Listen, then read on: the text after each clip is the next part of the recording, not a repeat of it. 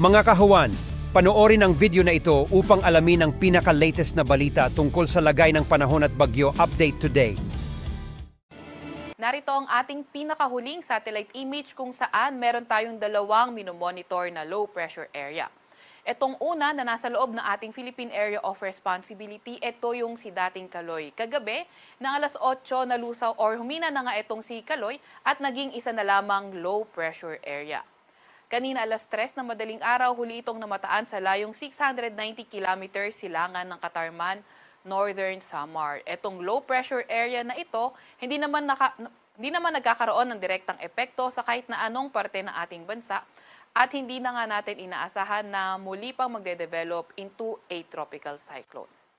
Samantalang itong isang low pressure area sa labas ng ating Philippine Area of Responsibility, kanina alas 3 na madaling araw, huling namataan sa layong 1,680 kilometers east ng northeastern Mindanao. Itong isang low pressure area na ito, hindi rin natin inaasahan or napakababa ng tsansa na maging isang ganap na bagyo at hindi rin natin inaasahang papasok ng ating area of responsibility.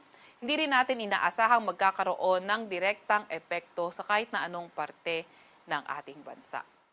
Update naman sa heat index kahapon, ang naitalang heat index sa Metro Manila ay 41 to 42 degrees Celsius. Pinakamataas sa may Kamiling Tarlac na umabot ng 45 degrees Celsius. And then 44 degrees Celsius sa may Lawag City, sa may Ilocos Norte, sa may Tuguegarao City, sa may Cagayan, Iba, Zambales, San Ildefonso, Bulacan at San Jose Occidental, Mindoro. Ngayong araw naman tinataya ang 41 to 42 degrees Celsius na heat index sa Metro Manila. 45 degrees Celsius ang pinakamataas na tinataya ngayong araw sa may Tuguegarao City, sa may Cagayan.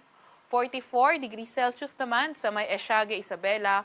44 degrees Celsius din sa may Kasiguran, Aurora, Kamiling Tarlac, San Jose Occidental, Mindoro, Cuyo, Palawan at sa may Borongan, Eastern Samar. Para naman sa lagay ng karagatan, wala pa rin tayong gale warning sa kahit na anong dagat baybay ng ating bansa.